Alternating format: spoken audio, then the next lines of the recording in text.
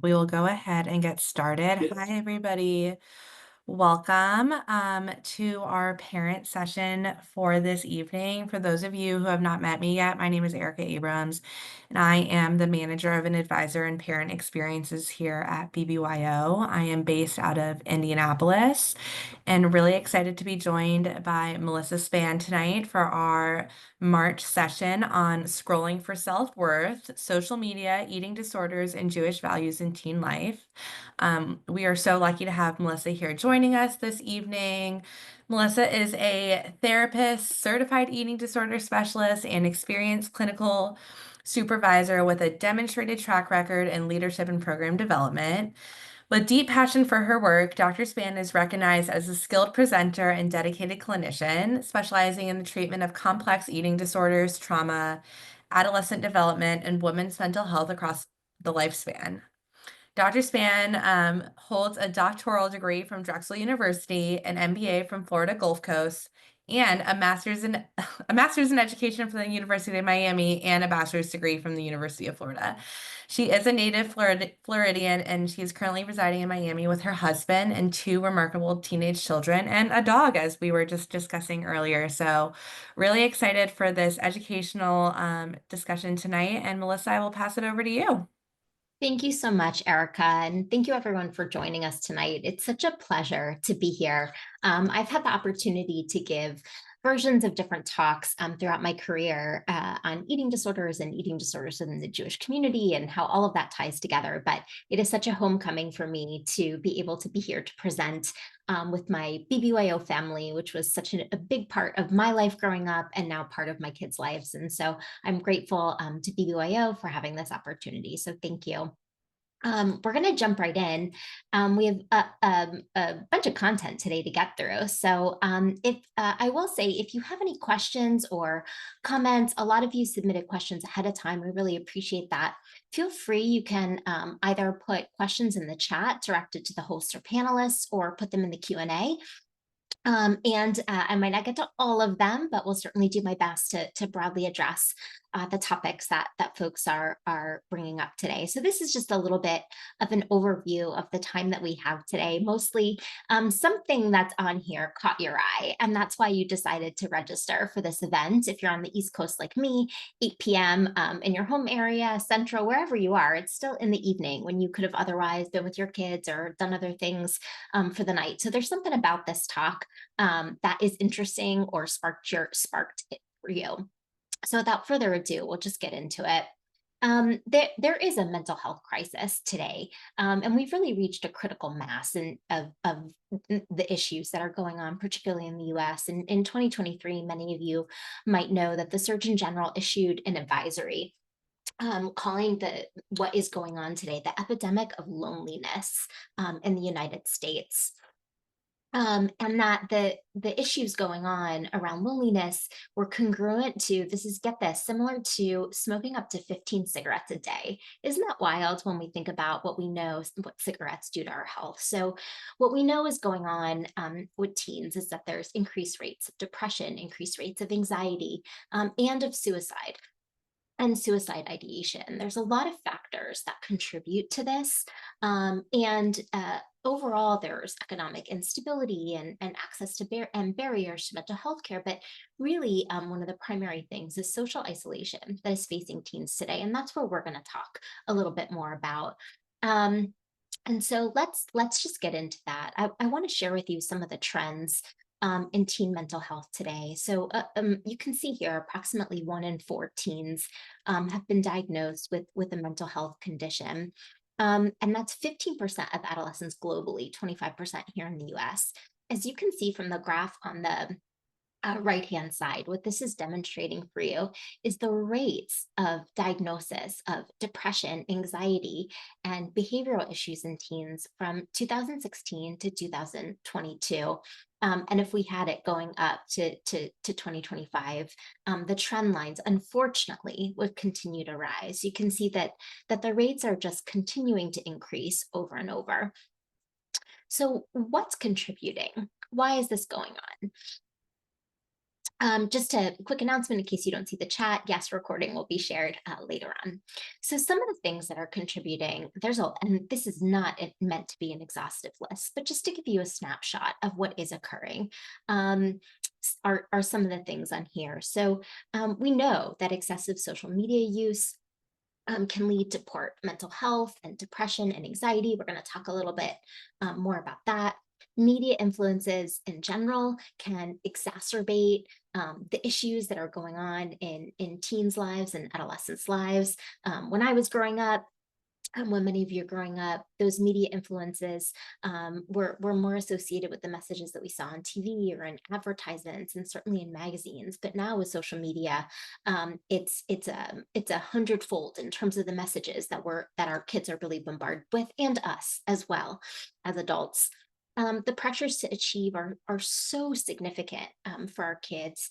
Teens feel this so deeply ingrained to get good grades, to get into good colleges, to be successful. And the way that they feel the pressure to build their resumes with extracurricular activities is very intense. And certainly family issues where there might be things going on in a teen's life, financial instability or unstable living arrangements, and bullying, which can appear not just again in our IRL, in our real life, but also online as well. Discrimination.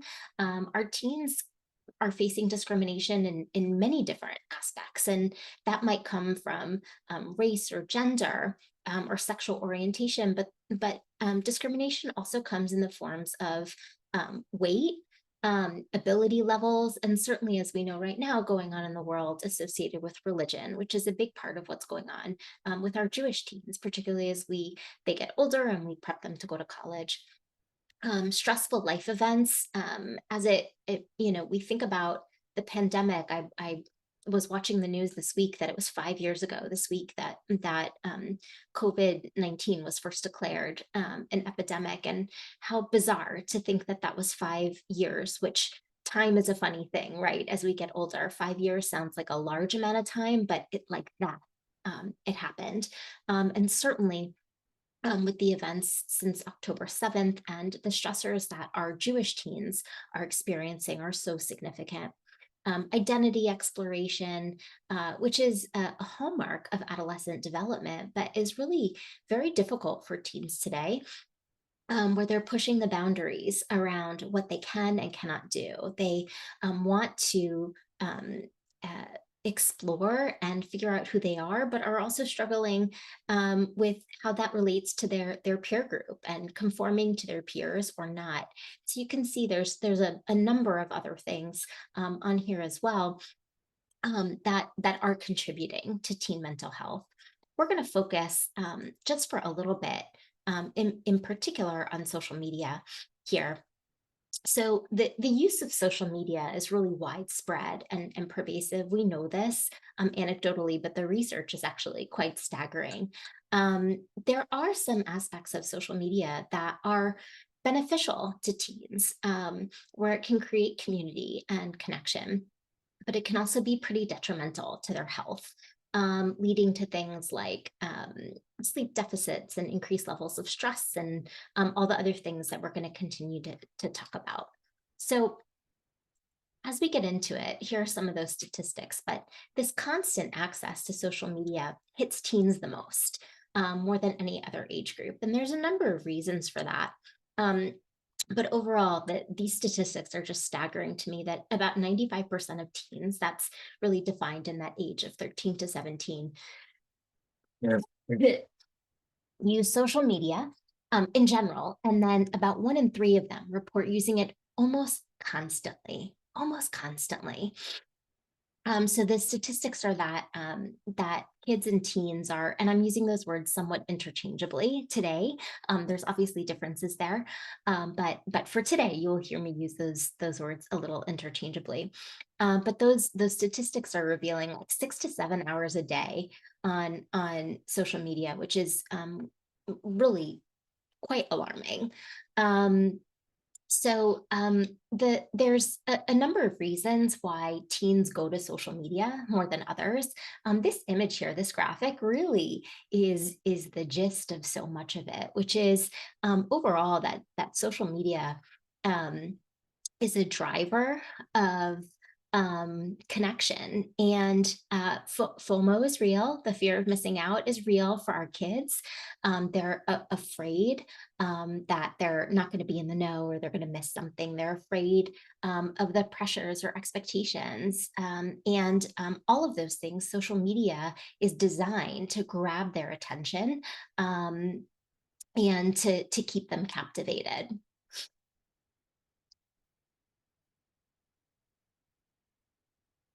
Um, just a little bit more to set the stage for everyone here. Um, from social media, I think I would ask everyone to reflect a little bit on what they see in their own home. YouTube being the most used platform resonates with me. Having two teenagers, I would concur with that. And the 7 out of 10 teens using TikTok, that's a pretty high number. And just overall, what we see and how significant this is. It, in case anybody's wondering, for adults, the numbers are YouTube is like 83%. Facebook is up there more for adults. We know this. Facebook is not cool with our kids. And then Instagram down below that. But what happens when our kids are engaged in social media? What is the impact? And so there's a number of different ways that it impacts our kids. First off, within the physical self, and these are all different aspects of well-being.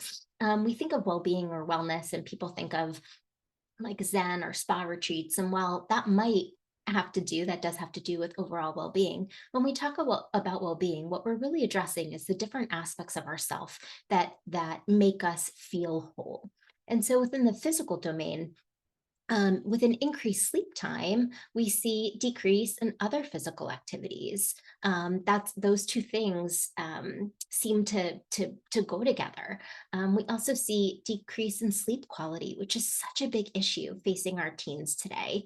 And all of the issues that come along with less sleep than our kids need certainly impact them. The psychological impacts of social media are plentiful.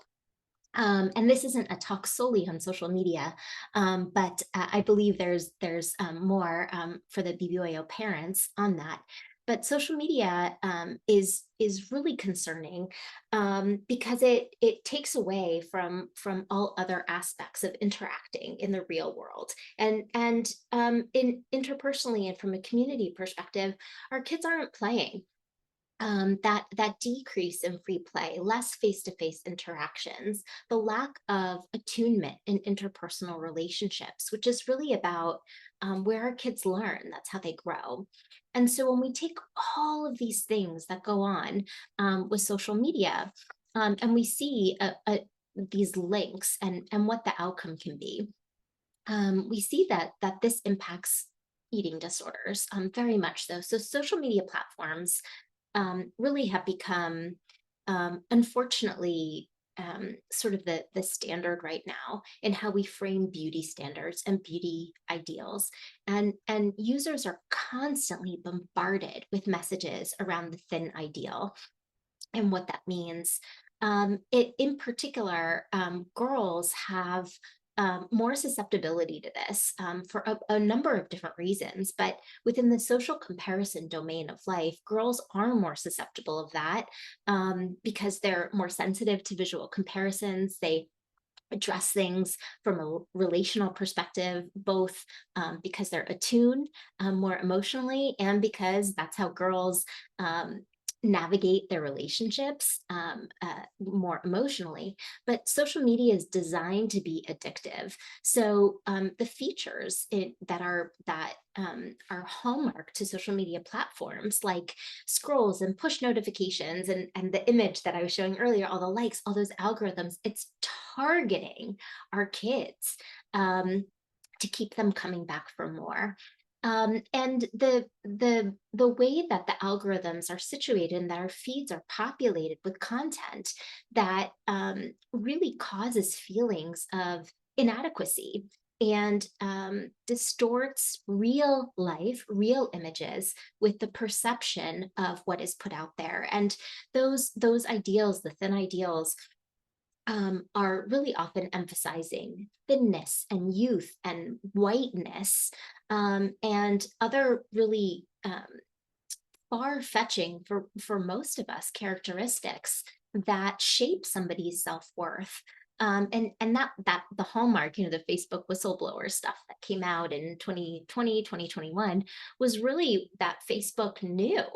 Their internal research reported that that girls who saw a message on Facebook or Instagram felt bad about themselves when they saw messages.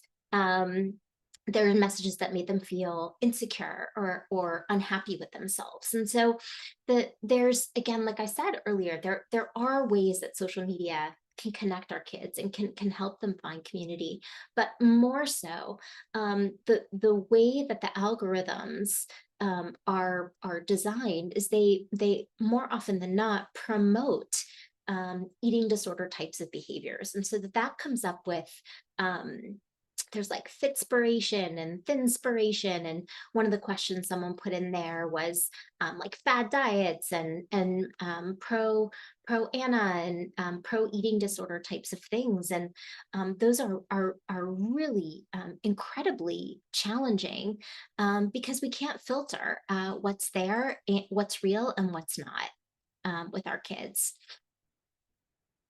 Um, from a research perspective, from kids who have eating disorders, they are definitely stating that they are using social media.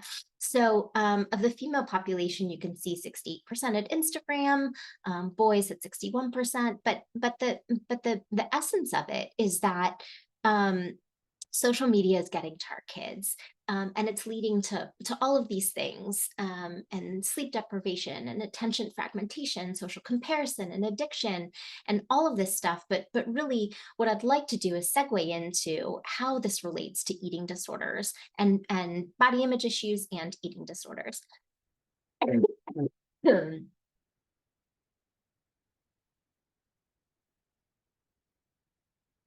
So I'm going to go into, before I get into a brief overview of eating disorders, I thought I'd start off by sharing some what I would say are truths about eating disorders.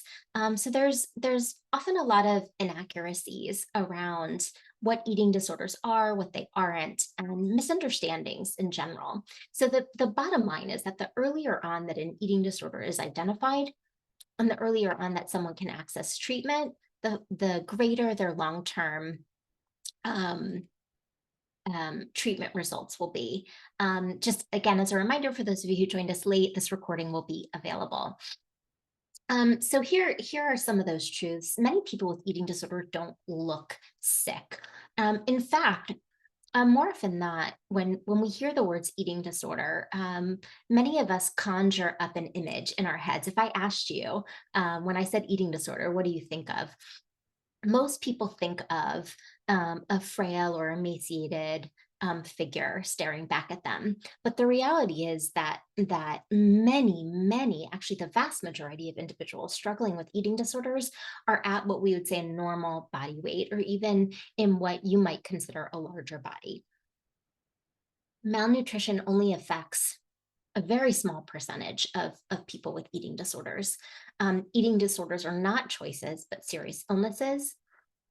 An eating disorder is a crisis. It is a health crisis, and it affects and impacts not just the individual who is diagnosed with the eating disorder, but the entire family system. The family as a whole, in essence, comes to a standstill in an effort to cope or figure out how to cope with this significant life-changing event. Eating disorders don't discriminate.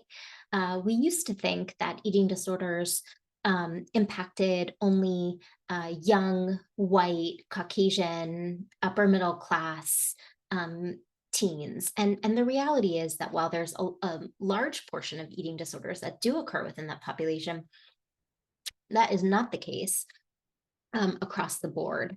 Eating disorders do carry increased risk for suicide and for medical complications. And there's a lot of different factors that contribute to the onset and development of eating disorders, which we're going to talk about in a minute. And the one that feels most important to me that I always like to really make sure that I emphasize, especially in talking to parents, is that parents do not cause eating disorders.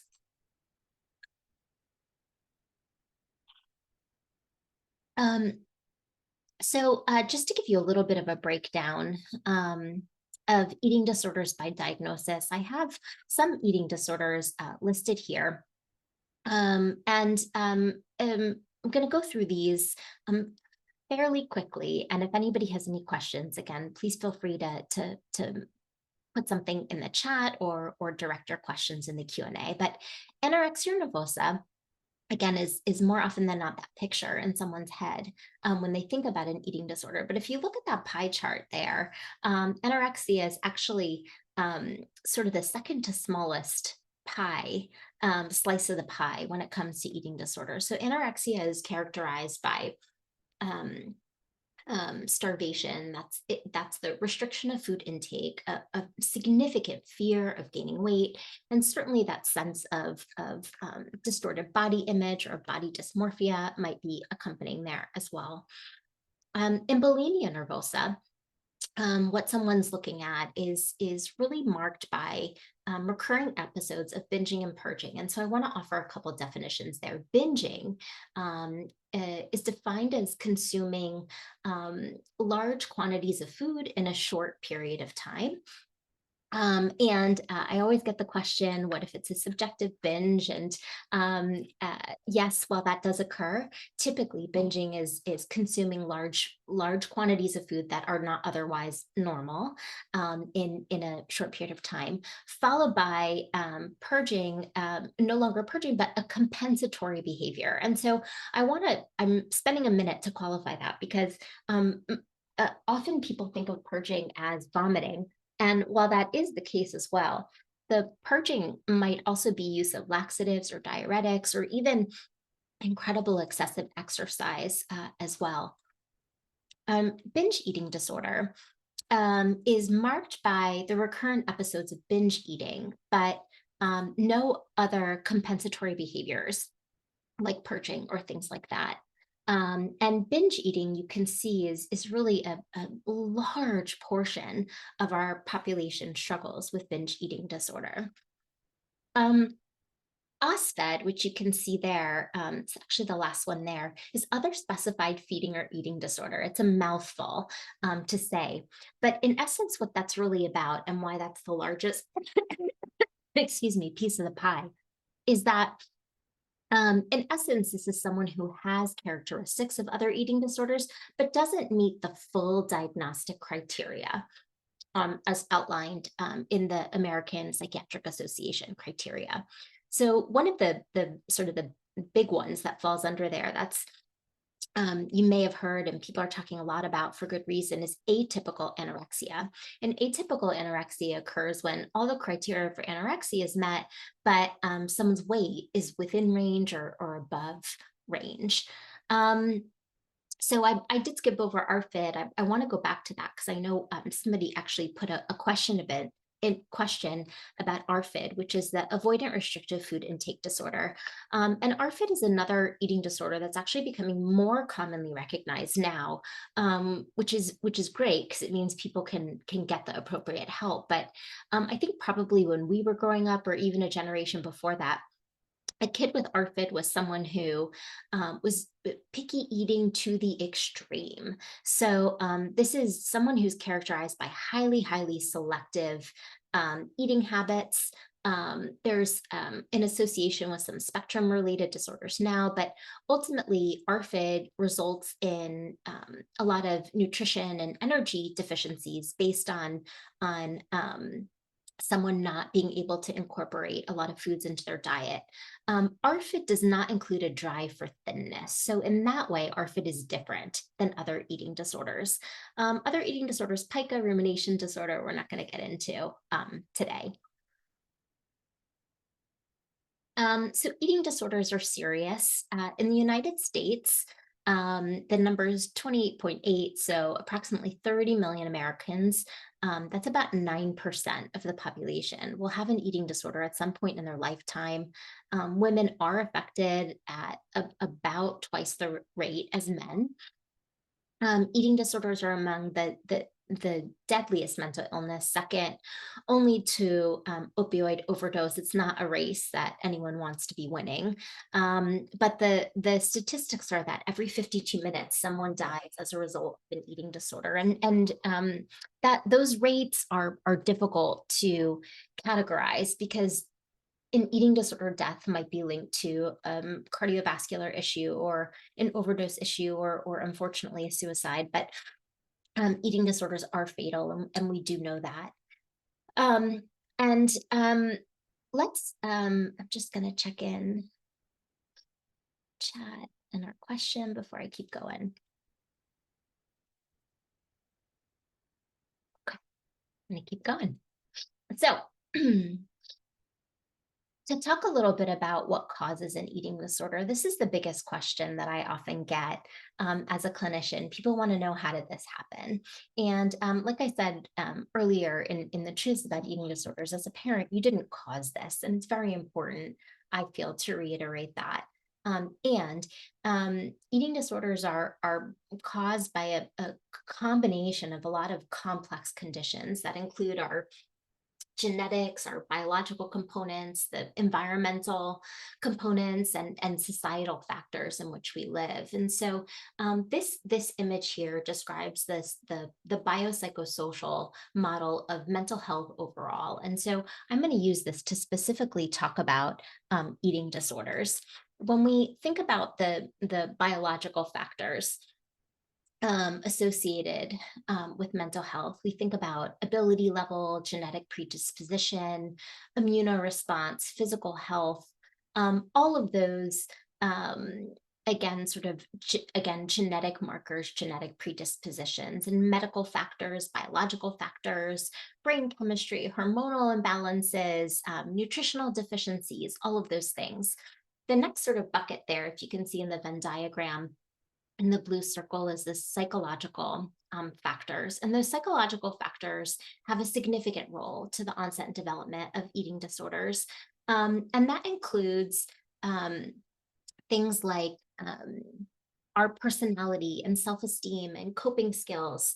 The way that I like to describe this a lot is for anyone out there who has more than one kid or grew up with a sibling, and biological in particular. There's a little bit of the nature versus nurture piece in this, but when you think about who your kids are, they're probably not all that different from who they are now as teens as when they were as little guys. It just manifests in different ways. And so I have two kids. They were raised in relatively the same environments, the same two biological parents. There's something to be said that I was probably more anxious with my first more than my second and all of that. And I can give the descriptor that when my kids were little, I had one kid who would get a cut in the playground and cry to go to the doctor to make sure that they weren't going to get a disease, and another child who could be bleeding from the knees and just said rock on and play harder. And the reality is that those are just innate, inherent personality differences, and a big part of that has to do with temperament, which is a huge factor associated with eating disorder development.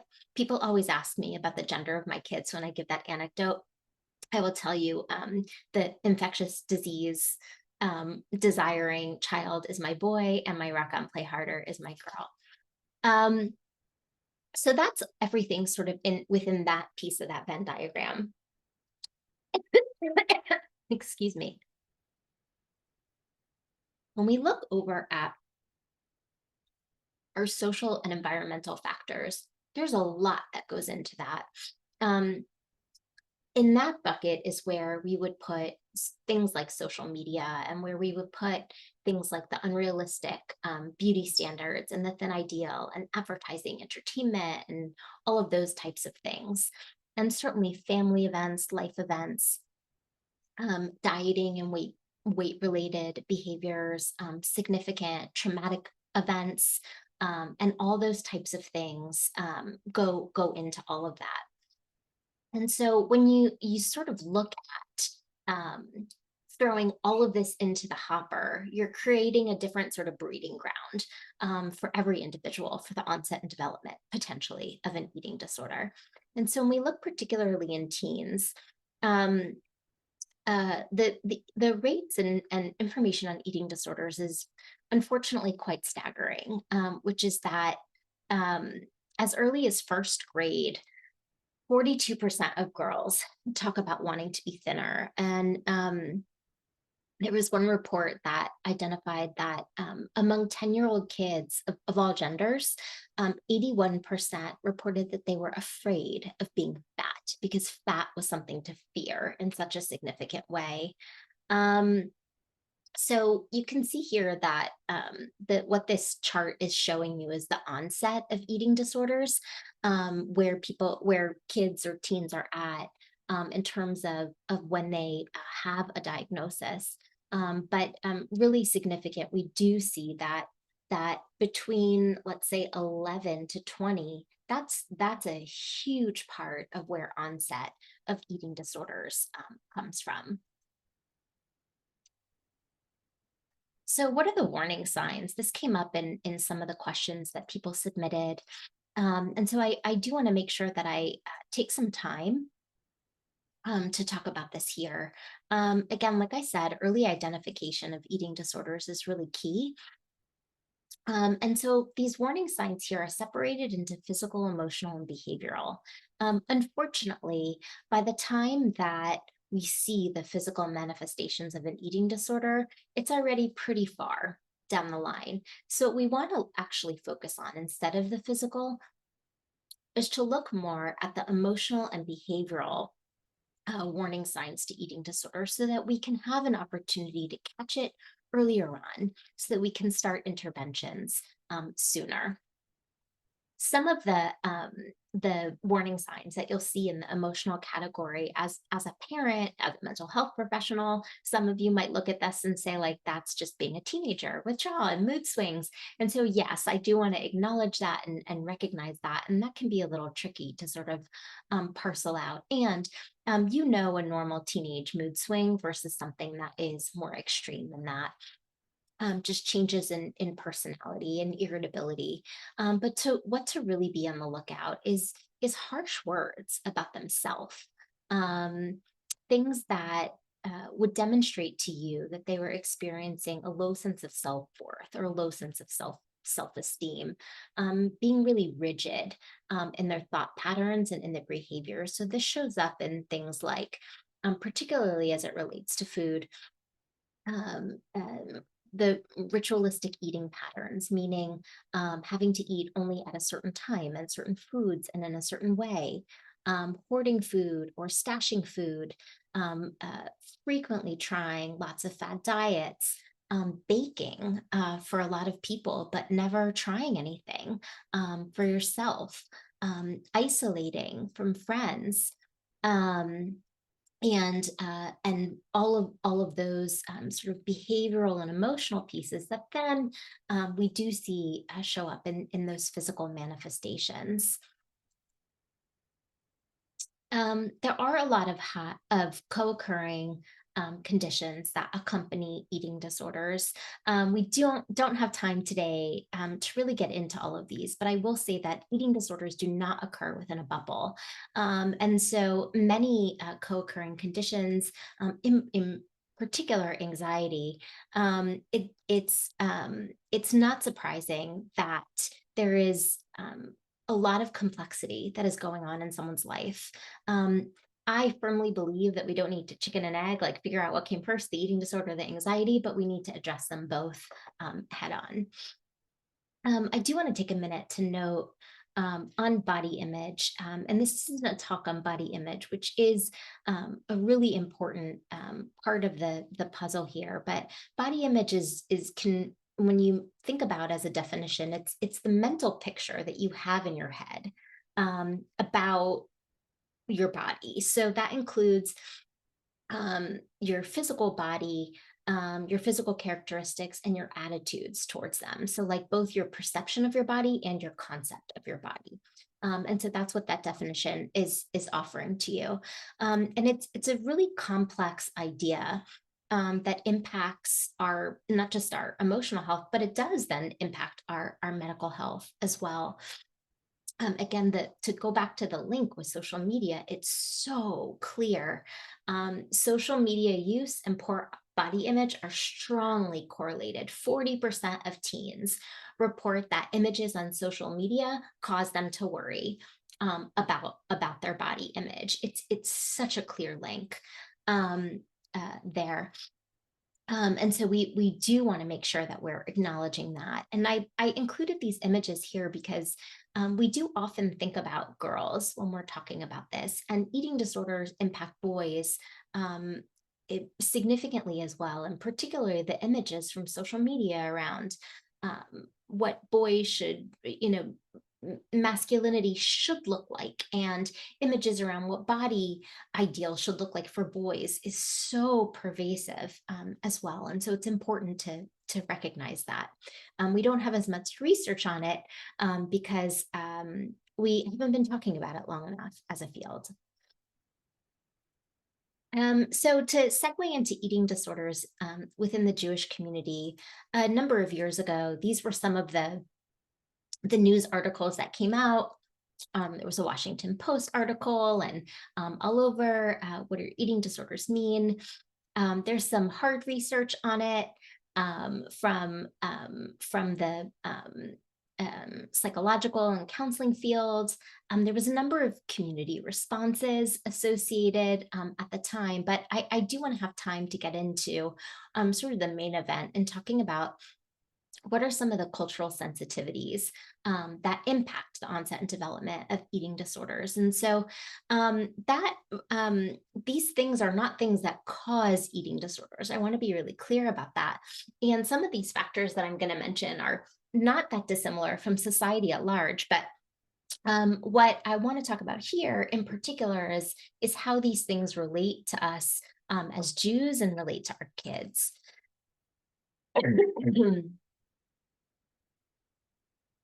I apologize, we are getting over the flu in my house. So when we think about food, really, if we think about our lives in general, can you think of a single holiday, whether religious or secular for that matter, that food doesn't play a central role? Probably not. Even in our fasting holidays, food is a central role in the absence of it. Um, and so, if food is central to all of that celebration, and if you're struggling with your relationship with food, and food is one of the most painful things for you to deal with, where does that leave you in terms of navigating celebratory events in your life and with your family? One of my favorite books on Jewish parenting. It's older now at this time, but Wendy Mogul in Blessings of a Skin Knee, and she's another one, Blessings of a B minus, has this phrase that she talks about Judaism as a table-centered religion. And really what she talks about is how we can shift the idea of being at our tables, that at least part of the meal is about conversing and bringing in that relational aspect of life. So, not just about the consuming. And really, how do we work on finding that balance to appreciate where food is from and taking the pressure away from food? Um, for certainly within the more observant community, and even within some secular Jews who are practicing Friday night dinners within their home, Shabbat and cooking for a Friday night meal can become a weekly Thanksgiving event, just so a significant preparation and then consumption of food. And what we see, particularly in the more observant communities, is that women are saving their calories. Um, so that they can have them on Friday night. But really, ultimately, anytime you're thinking about the saving of the calories, just a word to the wise, that's actually not a thing. And it sets us up to engage in binge eating. So the more that we tell our brains, don't, the more our brain goes, do. And so that's sort of, in essence, the challenge there. Um, the rituals before and after meals, in saying bracha, in washing our hands, or blessings over bread, and in saying prayers after meals, can be opportunities to really bridge together the sacred and the holy into our eating experiences. And so there's opportunity in there, to like really what's rooted in what we consider now sort of mindful eating. So from a mindful eating perspective, we might say, let's take a minute or take a deep breath or have a reflection before a meal. And really, like, Judaism had that all along. That was what the blessings and sanctification before eating and after a meal were about. And so there's a real opportunity to bridge that to life. So within observances, this is looking a little here now that I see it on the slide, but this is a passage from an article that was really quoting where the rabbinic law is around fasting holidays. So fasting, the idea of fasting, just to offer, is meant to mimic the behavior of holiness or of angels, and then allow us to have a deeper level of observance. But fasting holidays are not things that should be observed for anyone who has struggled with an eating disorder.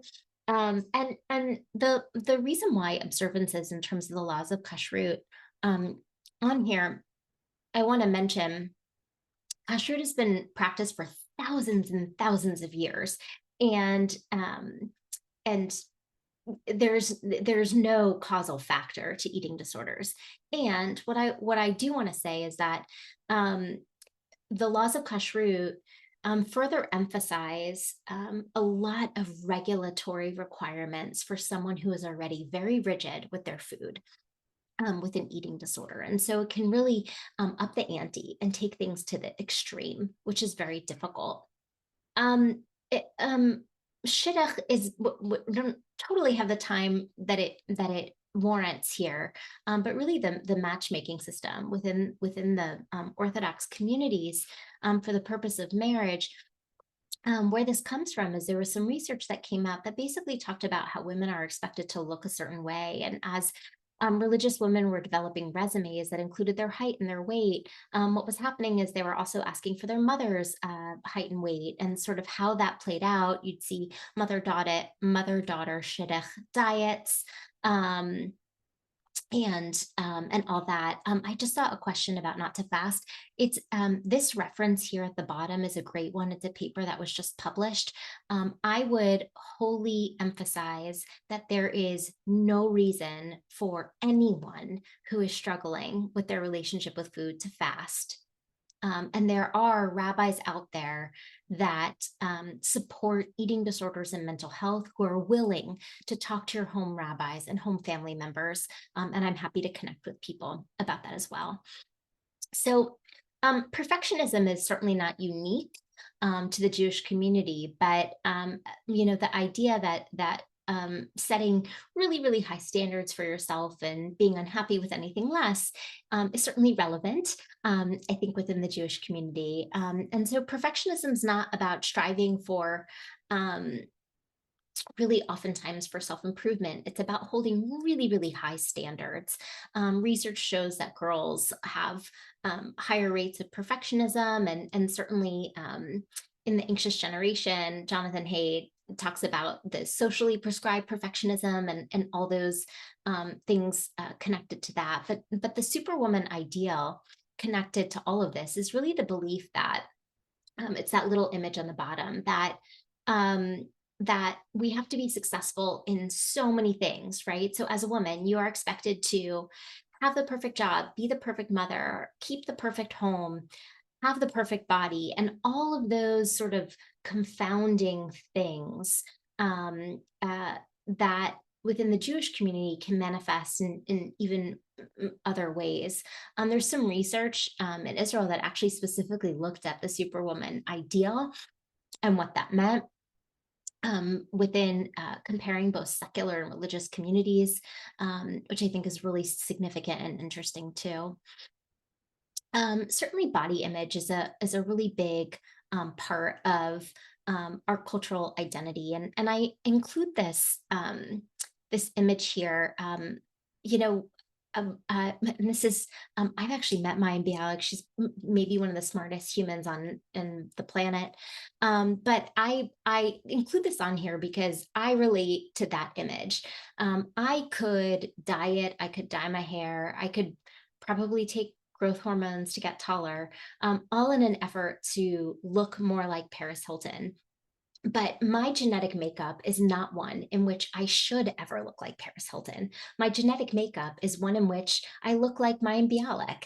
And for our teens today, we really struggle to be able to find a place to accept and appreciate ourselves for who we are. And such a big part of that is the genetic hand that we were dealt. Um, so um, Judaism um, um, really doesn't separate the body and soul, and we're going to talk about that when we talk about our values as resources in just a minute. But I can't do this talk without acknowledging that there is a link, excuse me, associated with transgenerational trauma and epigenetics that does impact children of Holocaust survivors. I believe we're going to see that in October 7th and in generations to come, and how trauma, primary versus secondary, and vicarious trauma impacts us as a people. So what do we do with all this? And this is where I wanted to get to. So midot, our values, and how do we use our values as resources? And so just a couple, hopefully a couple things to serve as takeaways here. The first up is the idea of B'Tselem Elohim, or B'Tselem Elohim, which is in the image of God. And the concept is that that the divine rests within us. And so someone who's struggling with their relationship with an eating disorders are really issues around relationship to self. And so the goal of recovery, somebody's asking a question about recovery, is to get back to that place where someone feels connected to the divine within, that spark within, because there's something in me that makes me sacred, or makes me important, and makes me want to do in my life, and how significant that connection is. Refuat HaNefesh, or Refuat HaGuf. Refuat HaNefesh is the healing of our souls. Refuat HaGuf, the prayers for the sick. But this is where I was going just a minute ago when I was talking about body image, that the idea that we're healing both body and soul together. Again, this comes up in wellness literature and mindfulness literature. This is a Jewish concept dating back thousands and thousands of years. We don't separate illness from physical and mental, but that we really believe that that a healthy soul leads to a healthy body, and vice versa.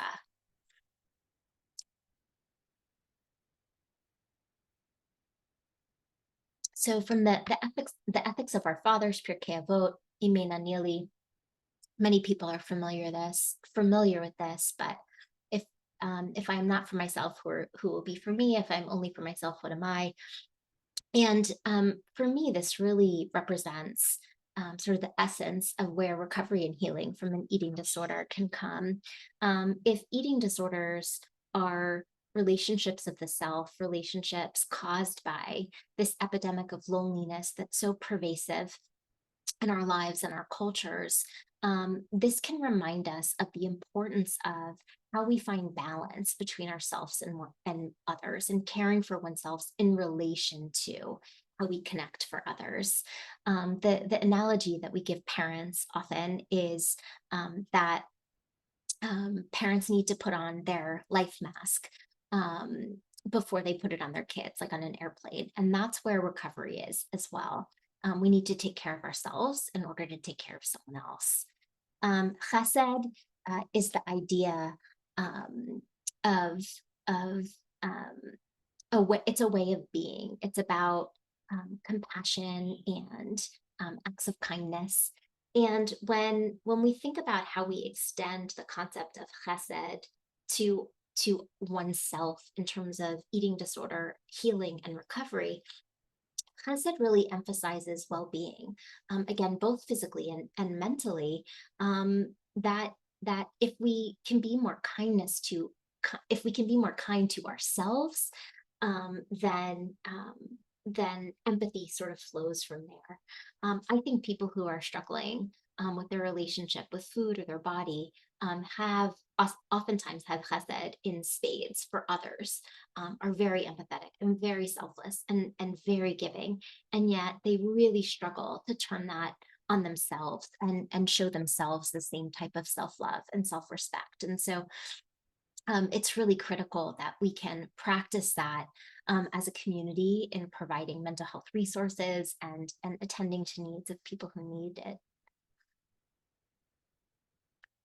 Two more real quick. The idea of teshuva, and this ties into tashlit is a way of symbolizing, the act of leaving behind our transgressions. We do this after Rosh Hashanah. That's a symbolism, the water flowing, and all of that good stuff. But teshuva, which is really teshuva means repentance, is a concept of return or coming back. And so it really allows for a type of introspection and a type of acknowledging where we want change. And I think that's a really powerful tool within therapy to cast away the pieces of ourself that we no longer have need for, and to open the door for what there is to come. So removing shame and perfection and opening the door for tikva, for hope, which is really the cornerstone of such a large Jewish belief.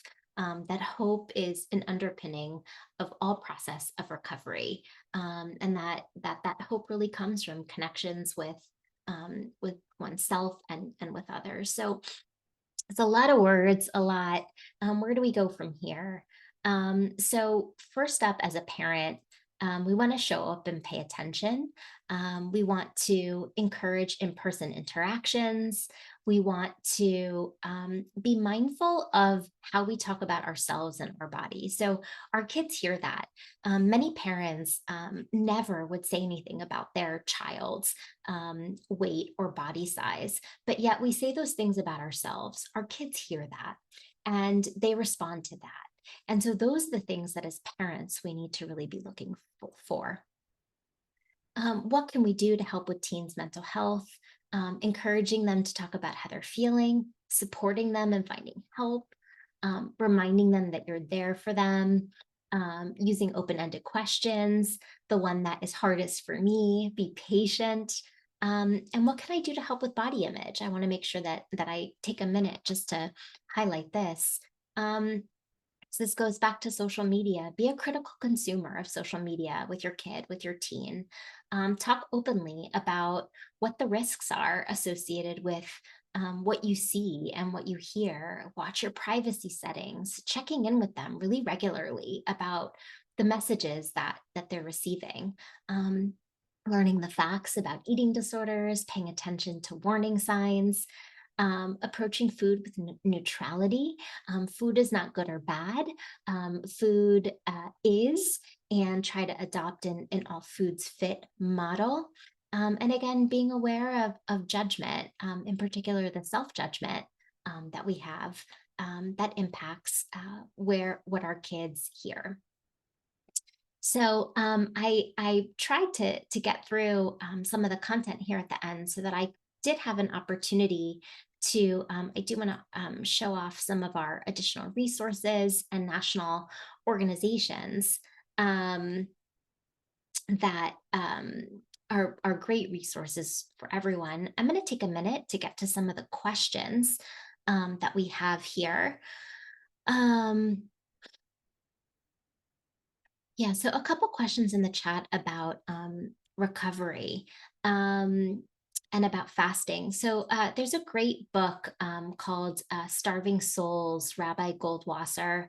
Um, I would recommend that as a place to start. And again, the other resources that I offered earlier, and I can get those references out.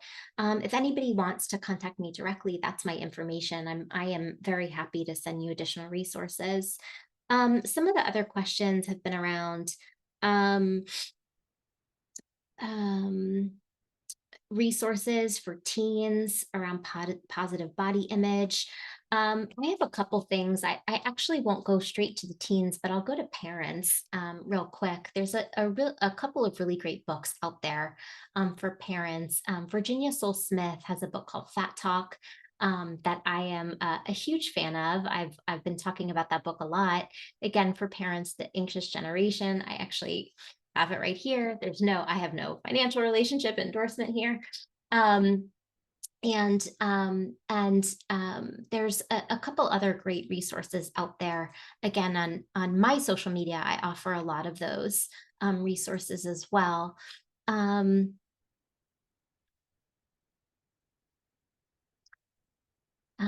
Erica, I'm very comfortable if you want to put in my email address there as well. And good for you for not having social media.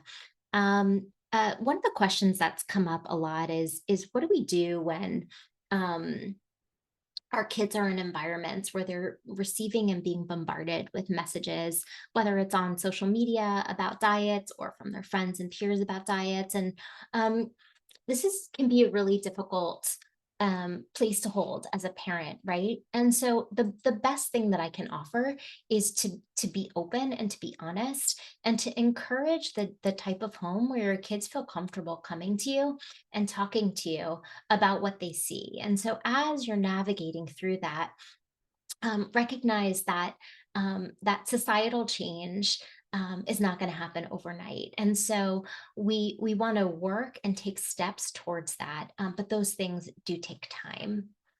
Um, um,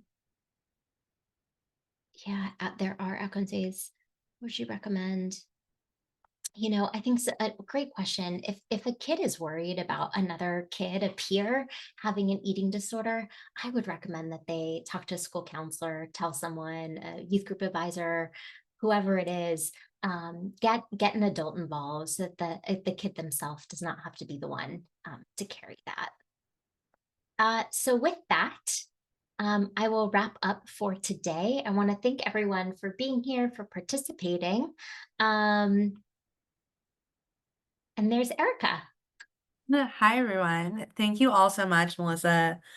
I learned so much from that conversation. Thank you so much. You powered through while recovering from a flu-filled household. As Melissa said, you can follow her on Instagram at Dr. Melissa Miami. Her email is also in the chat. As stated a few times throughout the call tonight, we will be sending out the recording of this call in an email, and that will be available on YouTube as well. We hope you can join us for our call next month, our final call of the academic year, where we will be discussing, once again, college prep and college admission, a hot topic as always. Our session will be called From Graduation to Greatness, What You Can Do to Set Your Teens Up for Success in College and Beyond. We'll be joined by our friends Seth Kessler and Amy, whose last name I'm missing, Amy Silverman over from Gapwell, who is a college prep and college life support. So we really look forward to joining you there as well. Again, Melissa, thank you so much. Thank you everybody for your time, and we look forward to seeing you again soon. Thank you, everyone.